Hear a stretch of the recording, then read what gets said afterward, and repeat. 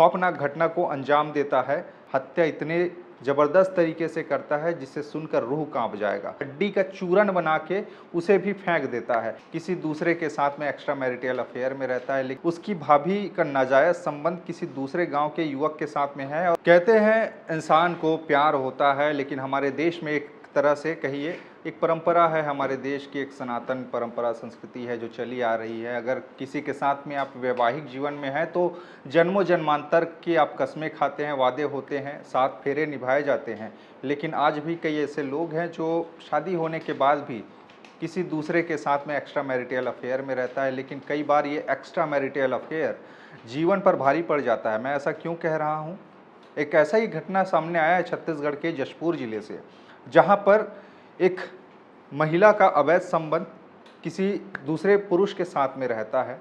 लेकिन उस महिला के देवर को ये बात भनक लग जाती है कि उसकी भाभी का नाजायज़ संबंध किसी दूसरे गांव के युवक के साथ में है और वो आता जाता मिलता जुलता रहता है उससे, और वो एक खौफनाक साजिश रचता है, जिसके बाद में ये पूरा का पूरा एक सनसनीखेज मामला बन जाता है कि उस युवक ने इतना जघन्य हत्याकांड आखिरकार किया तो किया क्यों। दरअसल ये मामला जो मैं आपको बता रहा हूं, और इस मामले को सुनने के बाद में शायद आप भी सोचेंगे कि इसमें शायद देवर ने सही किया या फिर भाभी ने गलत किया। इसमें आपके विवेक पर हम छोड़ेंगे। खबर के आखिर में आप बताइएगा सुनने के बाद कि क्या कुछ इस पूरे मामले में हुआ है।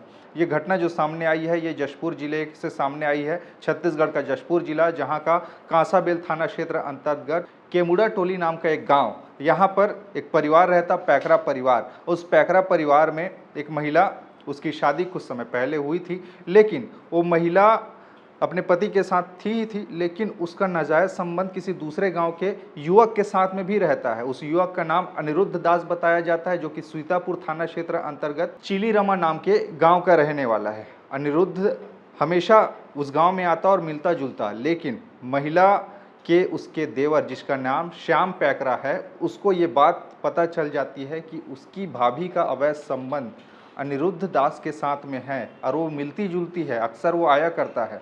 भाभी को बार बार सोचता कि उसे कुछ समझाऊं, लेकिन वो समझ नहीं पाता। लेकिन गुस्से में वो युवक ये सोचता है कि मेरी भाभी शादीशुदा होने के बाद भी ये लड़का इसके साथ प्रेम संबंध में है, क्यों न इसे ही अब दूर किया जाए। एक रोज़ होता ऐसा है कि हमेशा की तरह अनिरुद्ध उस महिला से मिलने आता है, यानी कि श्याम की भाभी से मिलने आता है, और श्याम को इस बात की भनक लग जाती है कि उसकी भाभी के साथ में फिर से उसका प्रेमी मिलने आया है। दोनों मिलते जुलते दिखाई देते हैं। उसके बाद में इस बात की जानकारी लेने के बाद वो एक खौफनाक घटना को अंजाम देता है, जिसके बाद पूरा का पूरा माहौल बन जाता है कि उसने हत्या की।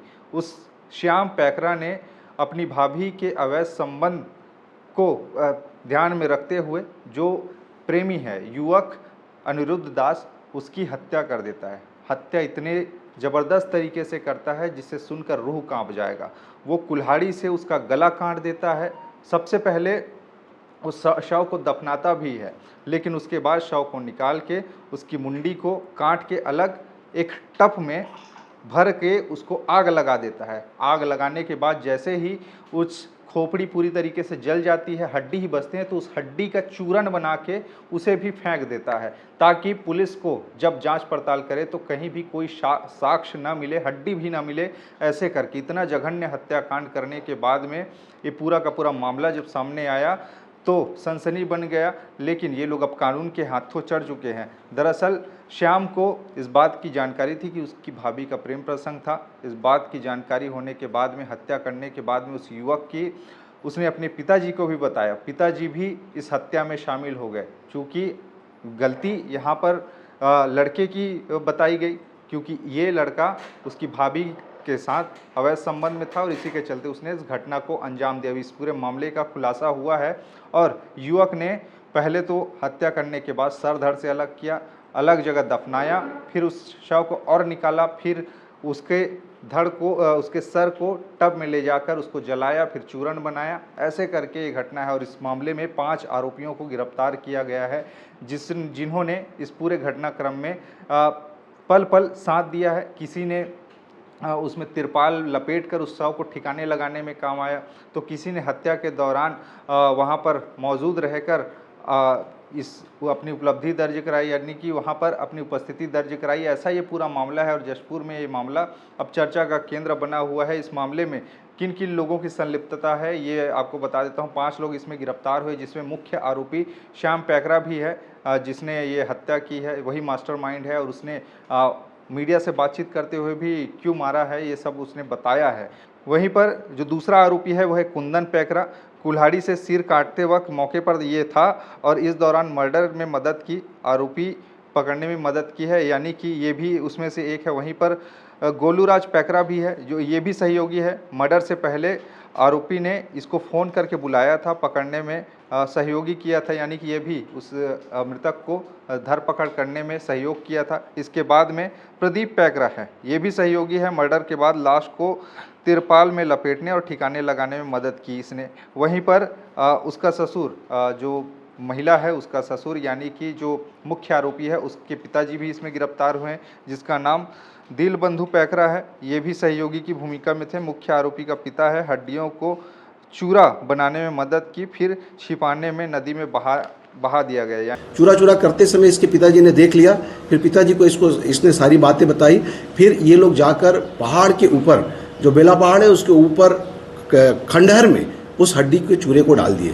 पुलिस काफ़ी मशक्कत करके बहुत मुश्किल से उन हड्डियों को निकाली।